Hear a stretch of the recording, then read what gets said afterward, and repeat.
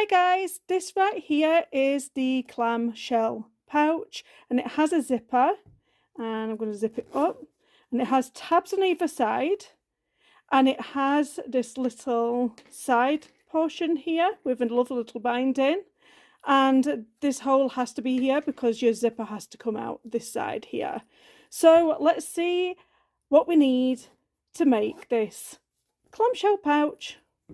This is my Cricut homepage, and this is where you'll be able to find the project. I would highly encourage you to watch the video once through. It's a little bit more challenging. It's got a bit of binding that goes around here, and also how you put the zipper on, because you don't actually sew it all the way down. You just want to kind of put it on just a little bit here and a little bit here. The project you'll be looking for is a Sew Clam-Shaped zipper pouch.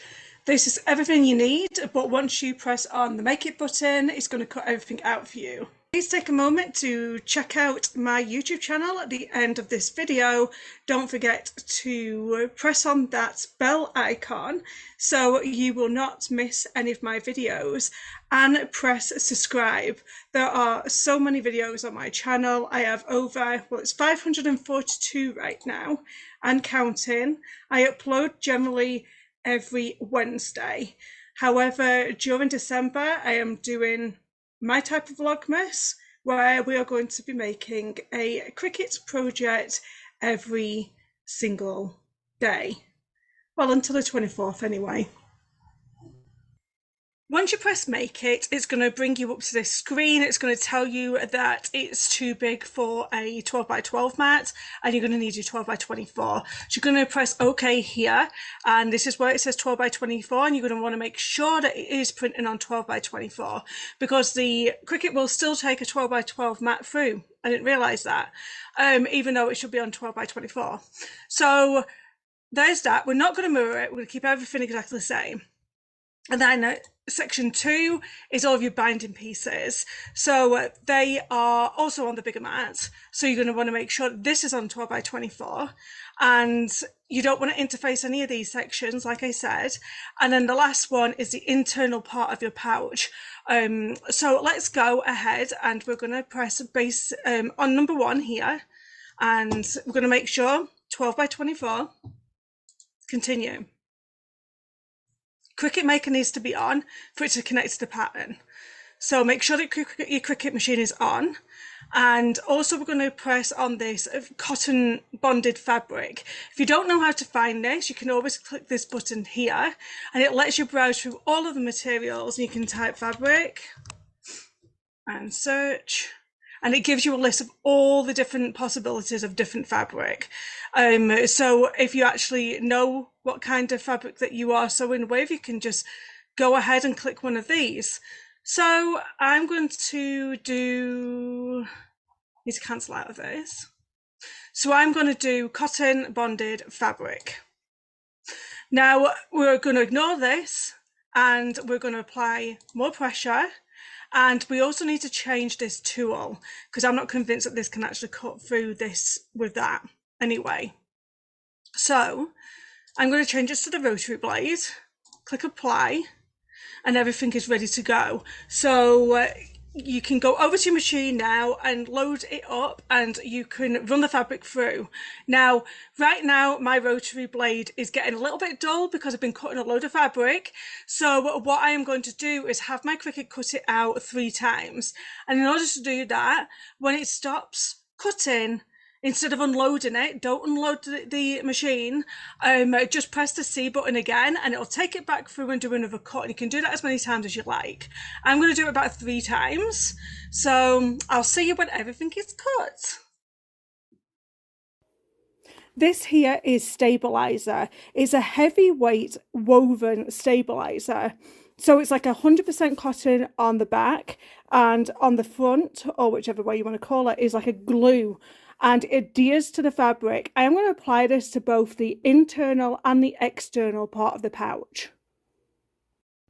Please remember that all Cricut machines are different, so run a test run with some other fabric rather than your best fabric, just in case you want to try it out. So you are going to need the longer mat, which is the 24 inch by 12 inches. So if I cut a piece of fabric that is 14 inches long by 12 inches wide, that'll cover what we need. So I'm going to cut that and I'm going to apply the woven interfacing onto the back of the fabric. This is what you should have so far. You should have two pieces, external, internal, both interfaced with the woven interfacing. And you should have a piece that is not interfaced, and this is for the binding sections. You're going to place these on your cutting mat and you're going to place them face up. I will be using a fabric bonding setting and it does tell you to place it face down and mirror it, but we're not going to do that. On my machine, it works best when you do it this way. So I'm going to take some painter's tape and I'm going to secure these just a little bit more securely so it doesn't move on us. My mat's becoming a little bit unsticky and I will have to re-stick it, and this helps.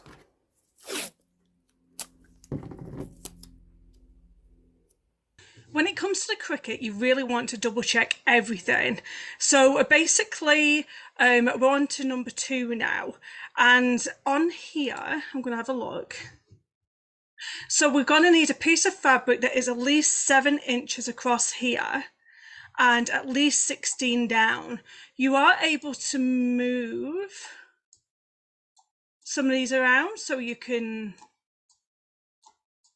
have to go so much in width. So now I can do about 5.5 inches across and 16 down. You want to make it longer than any of these cuts because you want it to actually cut the piece. So always do it a little bit longer.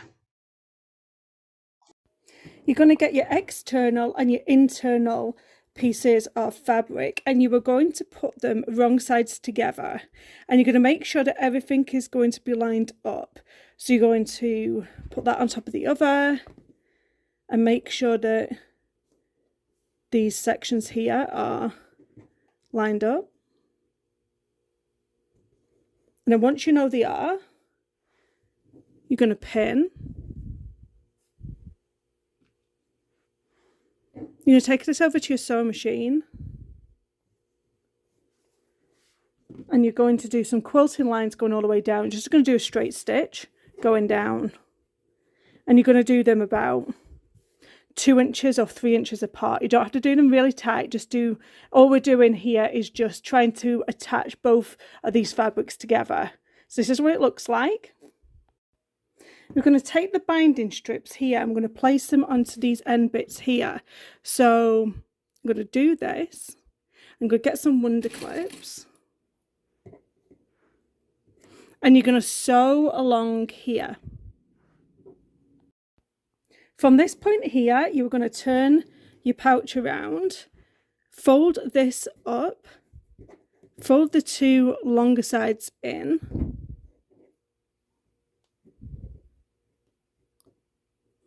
And then you're going to fold this in half.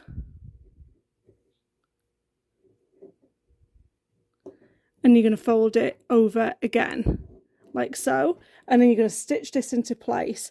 Hold it into place with a wonder clip and then take it to your sewing machine. What we're going to do next is bring in these 2 side sections here. So we're going to grip here. And we're going to do this so it is on the external of the pouch. Do that. And then grip all 4 sides exactly like this. You're going to pin binding all the way around your pouch, and then you're going to sew it into place. And once it's sewn into place, you're going to flip it up.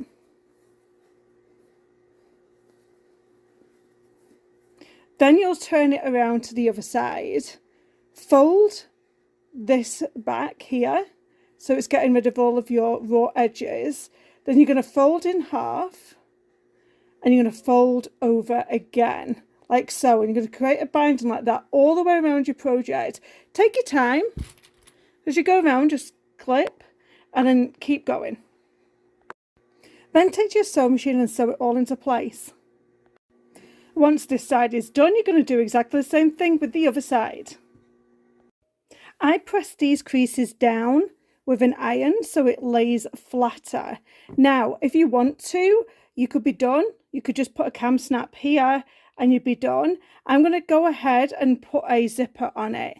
I am using a number 5 zipper. Number 5 zippers are the bigger zippers, not the smaller ones. So I'm going to put a pull on it. We're going to create a zipper tab for our zipper. So you're going to take 2 ends opposite and just fold them in slightly, just hiding them raw edges. Then do the same with the other sides. We just kind of just want to hide all of our raw edges. Then take your zipper and put it inside of the casing. And just make sure that everything lines up, grip, and sew into place. You're going to mark the centre of your zipper by folding it a half and finding the centre, and then marking. You're going to fold the pouch over in half and find the centre of your pouch, and you're going to mark that. Now we're going to attach the zipper, and the zipper goes on like this, so the tape is on the inside, and this is how it looks. And we are not going to sew the tab down. You're going to start just a little bit up on the tape and sew all the way around, and we're going to start a little bit before that tab there. So if you look at your pouch where you have this going across, just sew just above there. And it will be easier for you to sew on this side of the pouch. So when you have it in the sewing machine, have it on this side, not trying to do it from this side. So I am going to grip into place the other section of my zipper. Now double check and make sure that your zipper is facing the same way and it isn't twisted. So this is how it should look. And then we're going to go ahead and sew this into place. And this is your little clamshell pouch. If you are struggling with these tab sections, it's possibly because you're trying to go further past this bit here, and you don't want to go that far past here. Well, you won't be able to anyway, and that's the reason why you're struggling. So there is supposed to be a gap here, and there is supposed to be a gap here. And this is all done. Hope you've enjoyed it.